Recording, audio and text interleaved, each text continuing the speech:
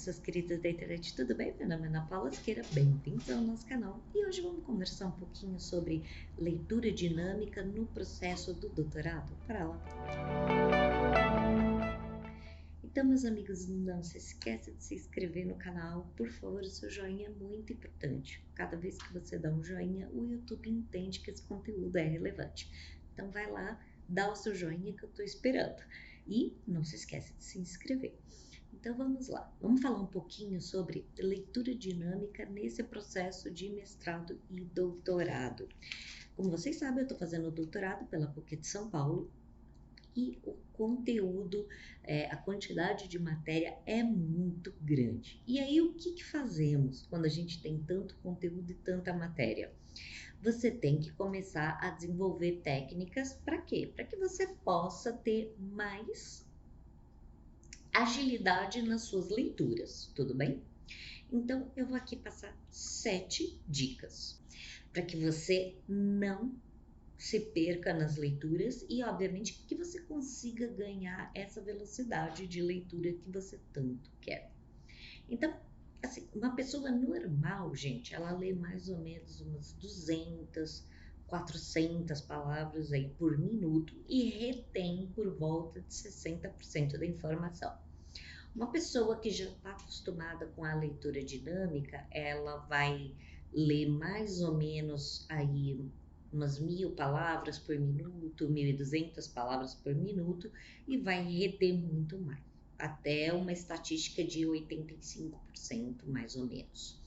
Então, o primeiro ponto, antes de você começar a ler qualquer coisa, eu sempre sugiro isso para os meus alunos, é exercício ocular, tá? Obviamente que se você tem ceratocone, que nem eu, ou ainda que você tenha algum problema ocular, que você fale com o seu oftalmologista antes. Mas é bom fazer, sabe, alguns aquecimentos, olha para cima, olha para baixo, olha para os lados, né? Que toda vez que a gente está parado aqui numa telinha, né? E é assim, quando eu falo telinha, isso aqui é muito pequeno, gente, né? Então, por mais, não, mas o meu é 11 Pro, Max, não sei o que, não importa, é uma tela muito pequena. E, obviamente, você não tem a lubrificação que você precisa. Então, não se esqueça, faça um exercício. Primeiro, conversa com seu oftalmo para fazer esses exercícios oculares antes. E depois, não se esqueça aí de fazer uma hidrataçãozinha, né? Não é só a pele que hidrata, tá, gente? Eu uso esse aqui da Renu e também tem outros muito bons. Tem o Yalo, que é muito bom. Não tô aqui recomendando remédio nenhum, tá, gente? Por favor. É que eu uso lente de contato e esse da Renu tem um bom custo-benefício. Mas o Systane é ótimo e o da Yalo também é muito bom. Então, isso já são coisas que vão te dar conforto, tá certo? Dica número 2. Não coloque o dedinho no texto. O que isso quer dizer? Porque tem muita gente que tem o hábito de pegar o papel e seguindo assim, sabe? Com o dedinho.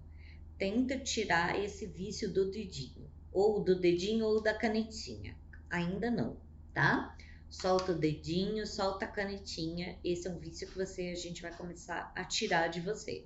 Porque justamente isso vai te otimizar até para que você leia os textos aí, né? Que você precisa ler.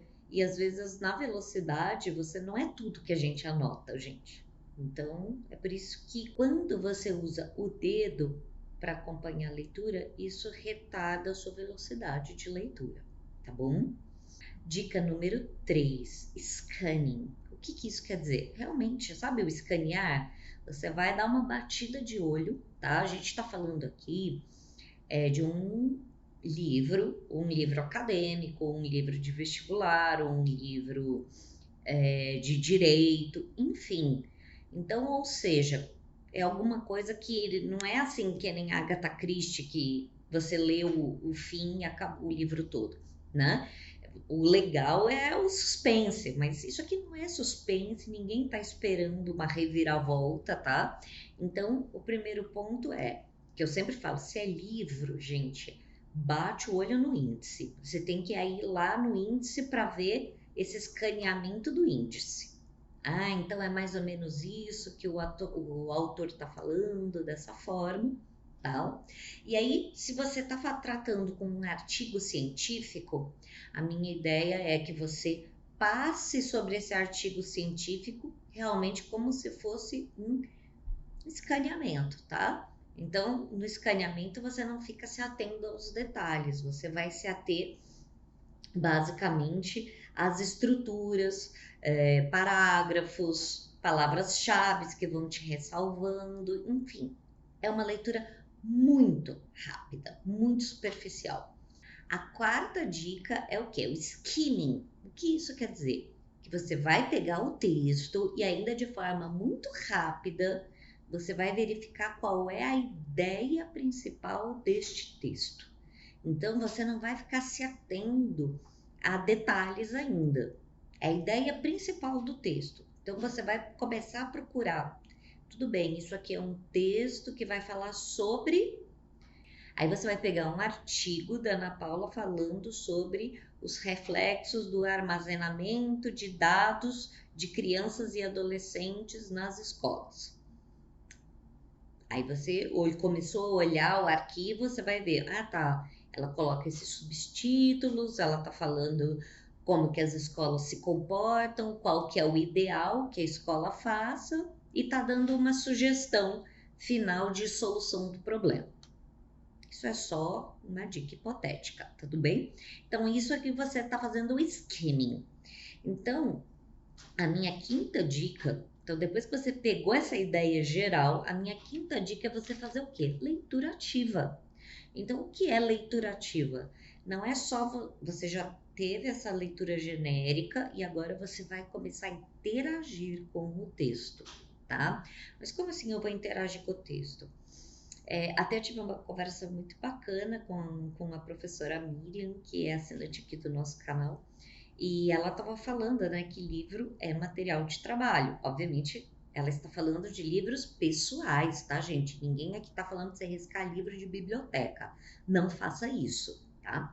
Se você pega um livro de biblioteca, a minha sugestão é que você faça, ó, tá vendo? Isso aqui é post-it, ajuda muito a marcar. Post-it de tudo que é tamanho, que você pode fazer um diário de pesquisa com base nesses post-its, tá certo? Posso depois fazer um vídeo para vocês sobre diário de pesquisa, que é uma das coisas que eu faço também. E uma coisa que é muito importante é o que? Você interagir. O livro é seu, então, gente, risca e rabisca, tá?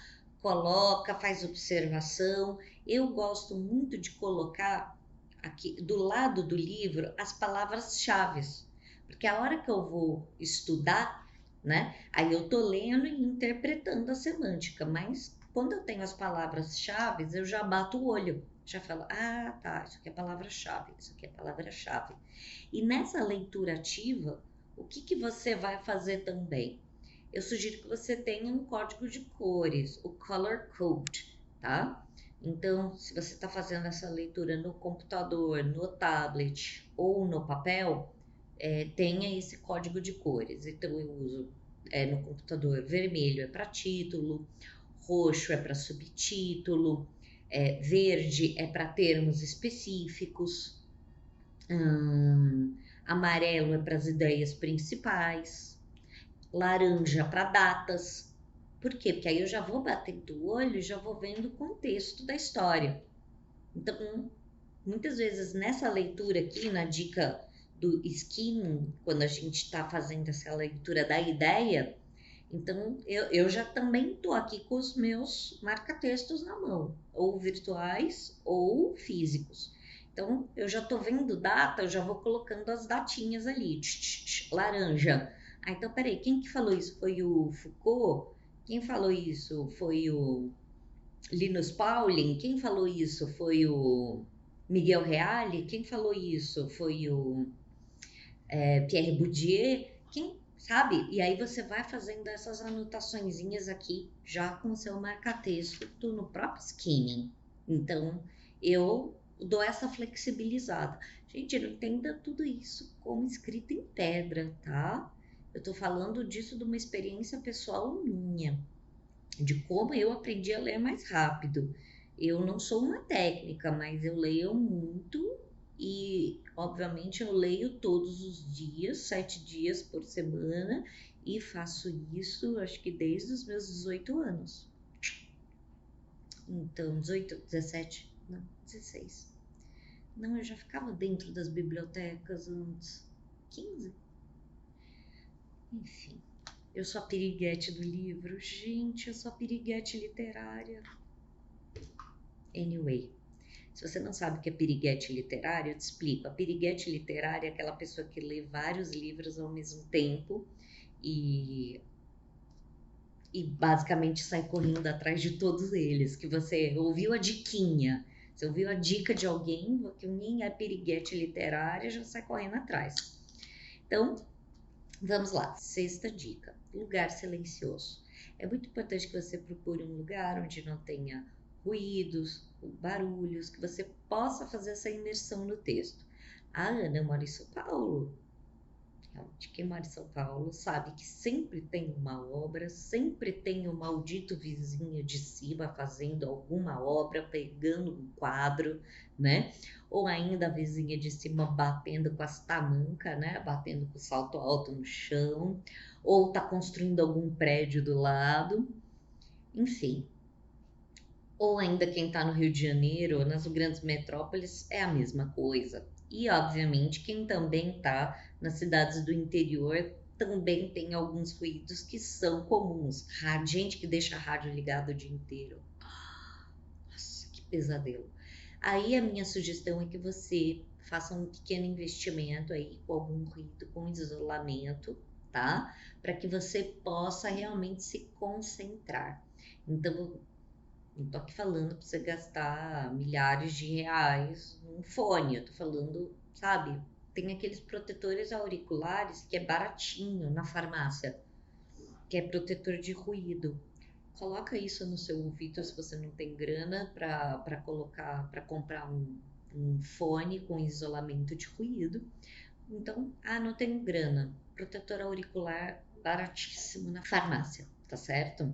Então, essa é a minha dica. E se você for colocar, Ana, eu vou escutar música. Não escuta música que tenha letra, amado. Daqui a pouco você tá lá no batidão até o chão. E aí você não tá lendo nada. E aí tá falando que as minhas dicas de leitura dinâmica não servem. Então não é isso, tá?